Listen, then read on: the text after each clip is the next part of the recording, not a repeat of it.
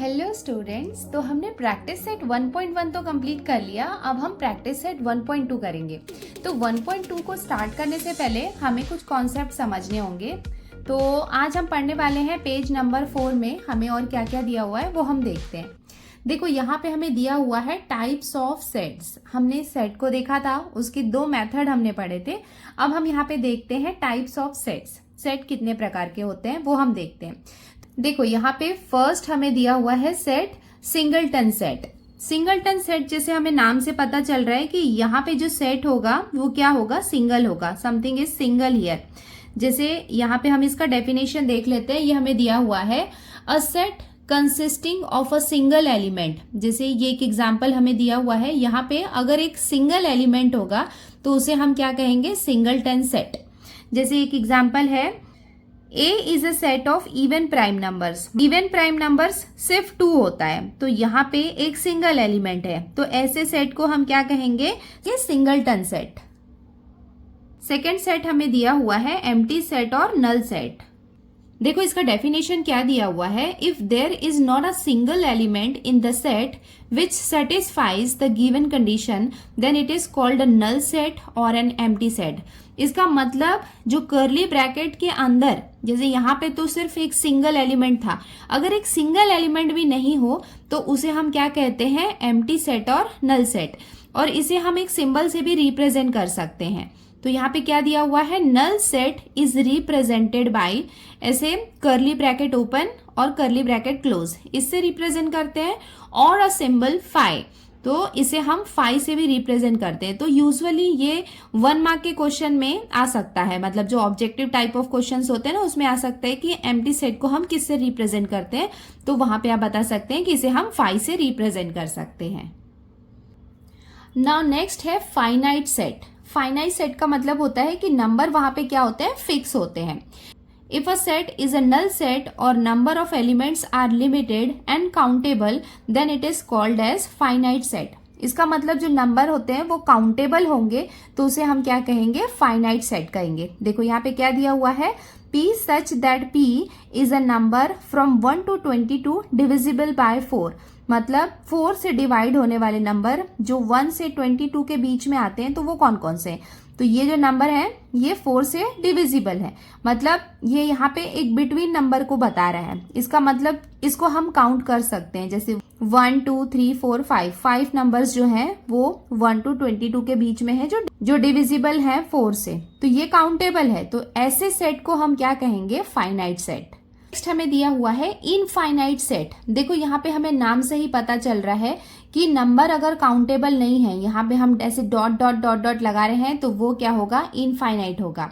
देखो इसका डेफिनेशन क्या है, if number of elements in a set is unlimited and uncountable then the set is called infinite set. अगर वो number countable नहीं है तो हम उसे ऐसे डॉट लगा के रिप्रेजेंट करेंगे और उसे हम इस तरीके के सेट को हम क्या कहते हैं, इनफाइनाइट सेट। तो कभी कभी क्या होगा कि हमें एग्जाम्पल्स दिए हुए होंगे और उन एग्जाम्पल से हमें बताना है कि वो कौन से टाइप का सेट है, तो ये ऐसे डॉट डॉट डॉट डॉट लगा होगा, इसका मतलब वो क्या होगा, इनफाइनाइट सेट होगा। और ऐसे फिक्स नंबर हमें दिया होगा तो उसे हम कहेंगे फाइनाइट सेट।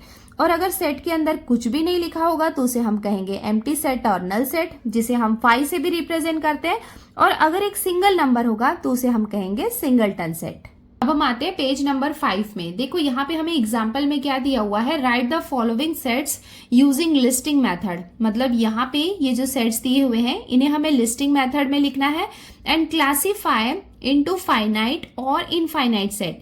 और इन्हें हमें क्या करना है, इन्हें हमें क्लासीफाई करना है। किसमें क्लासीफाई करना है, हमें पहचानना है कि वो फाइनाइट है या फिर इनफाइनाइट सेट है। देखो यहाँ पे हमें 1 2 3 4 5 6 एग्जाम्पल्स हमें दिए हुए हैं। तो 1 by 1 हम एक एक एग्जाम्पल्स को देखते जाते हैं। आपको सारे एग्जाम्पल्स की भी प्रैक्टिस करना है क्योंकि वो भी कई बार एग्जाम में आ जाते हैं। और एग्जाम्पल्स को हम जितना ज्यादा सॉल्व करेंगे तो हमें प्रैक्टिस सेट सॉल्व करना उतना ही ईजी हो जाएगा, तो ये कंपल्सरी आपको करना ही चाहिए। देखो यहाँ पे हमें फर्स्ट एग्जाम्पल क्या दिया हुआ है, a इक्वल्स टू, यहाँ पे कर्ली ब्रैकेट के अंदर है x such that x belongs to n। n का मतलब क्या है, natural number, and x is an odd number. और यहाँ पे x जो है वो क्या है, ऑड नंबर है और ये क्या है, नेचुरल नंबर्स हैं। तो देखो अभी हम इसको कैसे लिख सकते हैं लिस्टिंग मेथड में, a इक्वल्स टू 1 3 5 7, यहाँ पे हमने ऑड नंबर्स लिख लिए और ये क्या है, नेचुरल नंबर्स को बिलोंग कर रहे हैं।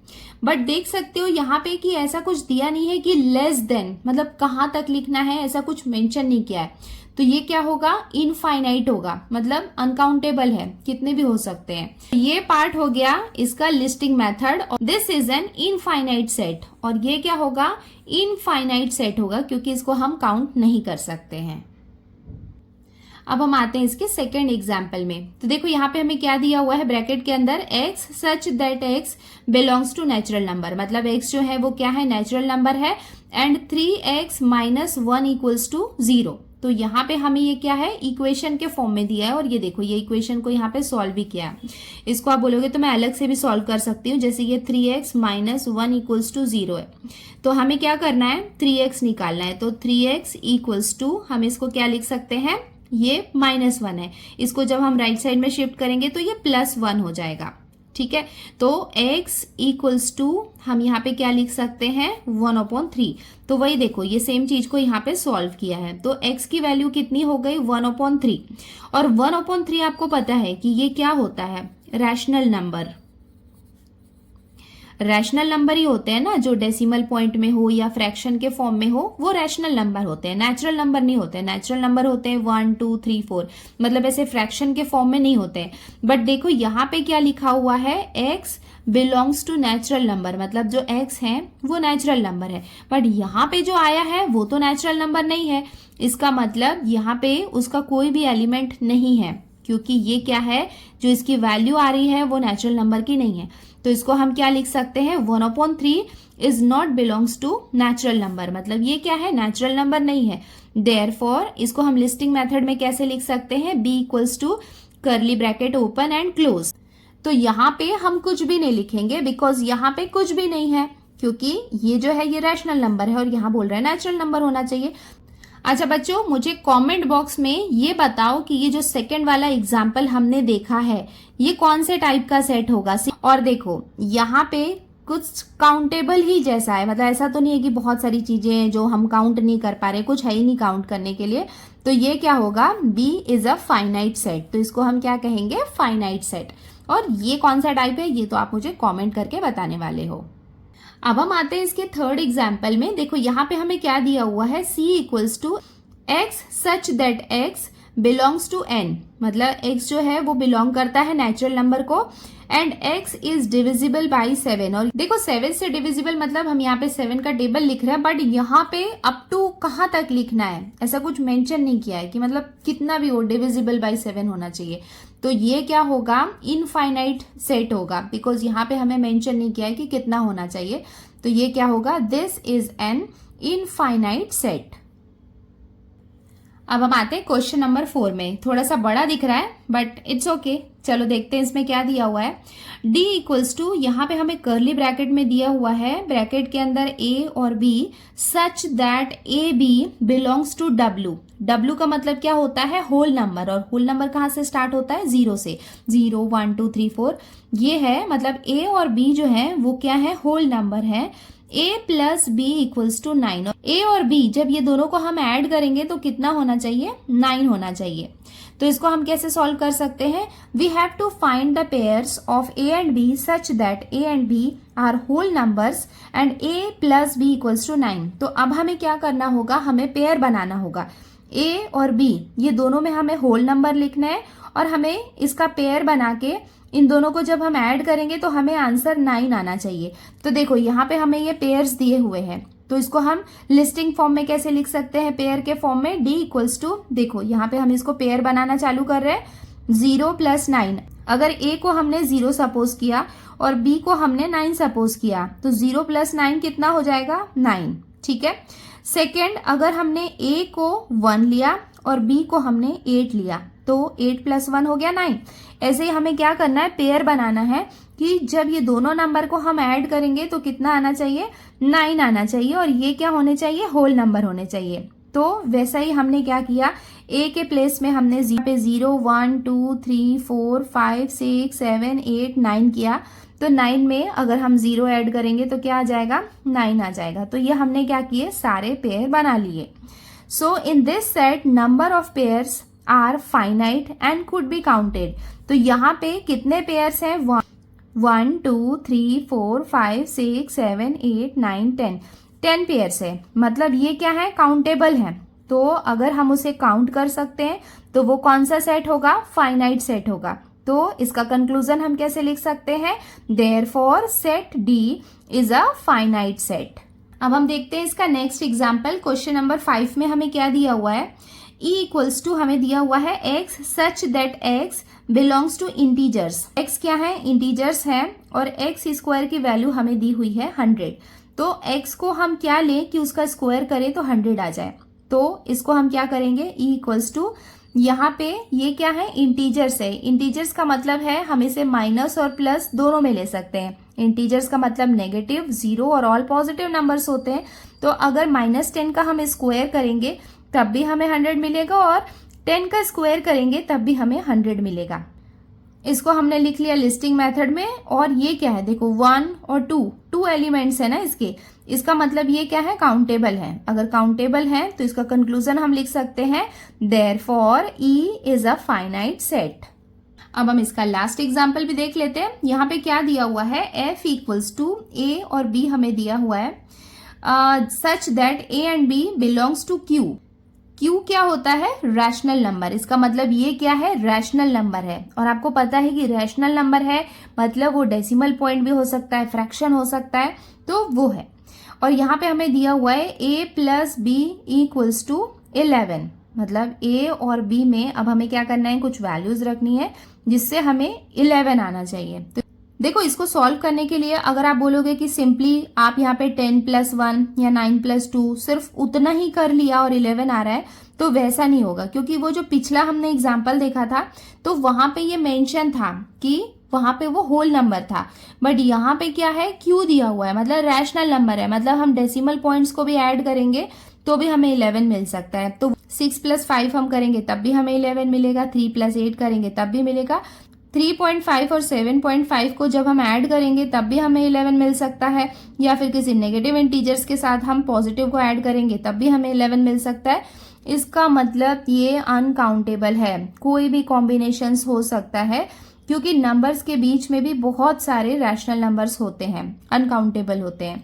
तो ये क्या होगा, एक अनकाउंटेबल थिंग है।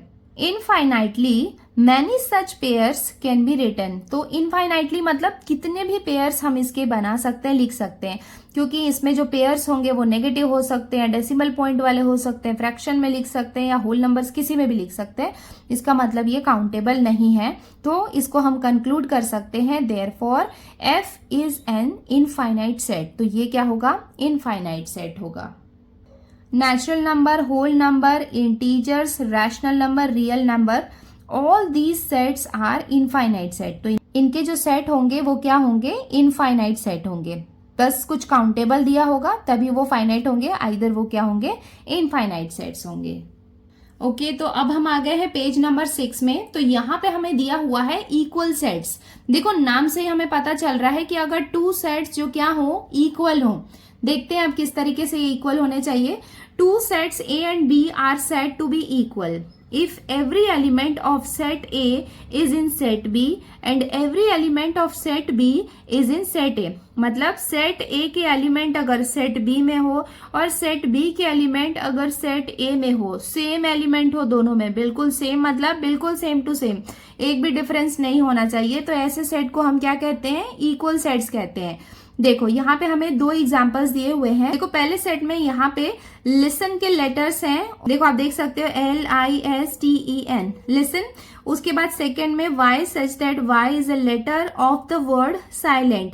तो साइलेंट का यहाँ पे हमें ये लेटर्स दिए हुए हैं, बट इसको आप कंपेयर करेंगे तो आप देखेंगे यहाँ पे ऐसे इधर आई है, यहाँ पे आई है, L है, ENNT, मतलब एग्जैक्टली जो एलिमेंट्स है जो यहाँ पे है वो भी इसमें है, सेम टू सेम है। तो इन दोनों सेट को हम क्या कह सकते हैं, इक्वल सेट्स।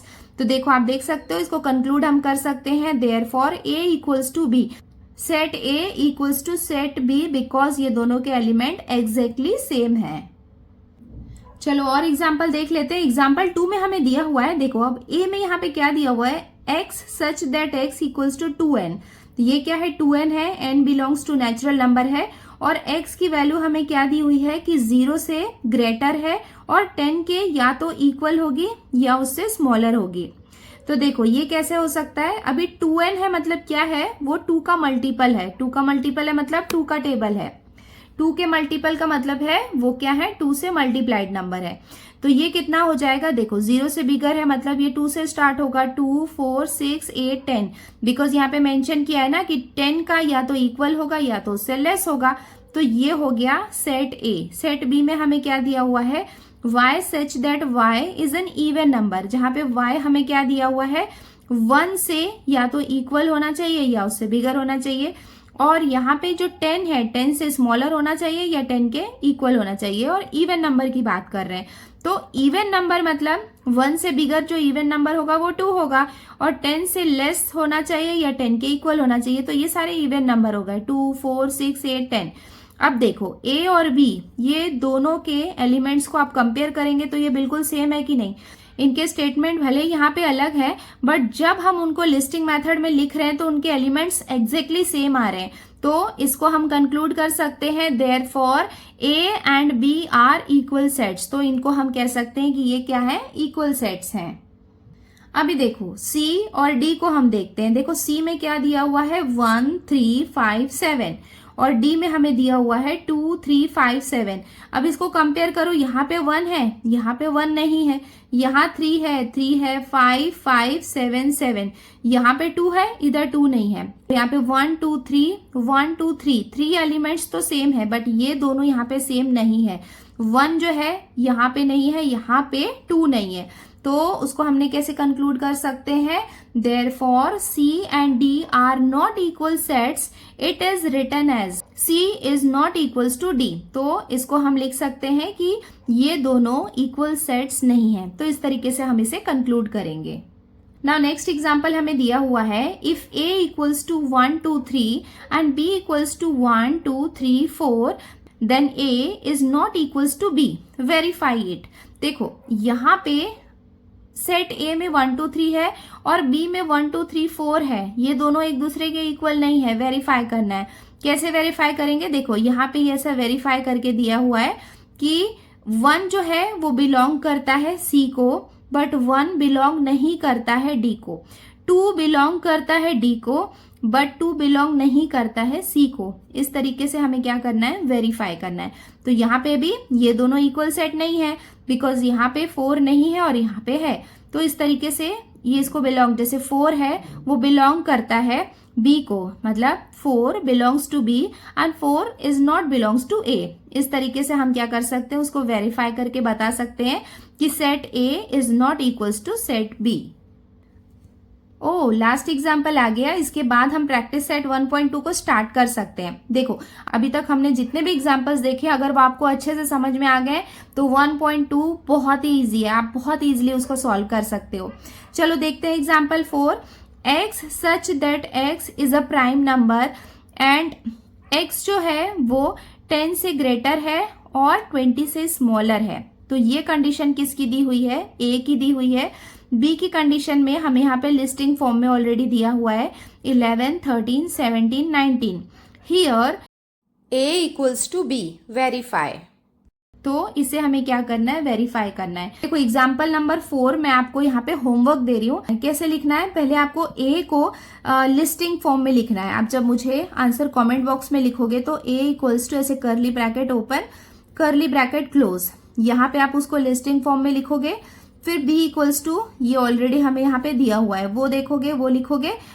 तो इस तरीके से आप मुझे वेरीफाई करके बताओगे कि a इक्वल्स टू b है। चलो बच्चों फटाफट इसमें जितने भी एग्जांपल्स दिए हुए हैं हमने अभी पढ़े हैं वो सबको रिवीजन करो, एक बार प्रैक्टिस करो और मैंने आपसे 2 क्वेश्चंस पूछे हैं वो आप मुझे कमेंट में आंसर करो। फिर मैं जल्दी से ये प्रैक्टिस सेट 1.2 स्टार्ट करती हूँ क्योंकि ये अगर आपने पढ़ लिया ना फिर 1.2 में तो आपको मेरी भी जरूरत नहीं पड़ेगी। इतने आसान क्वेश्चन है ना, आप ऐसे ही सॉल्व कर लोगे।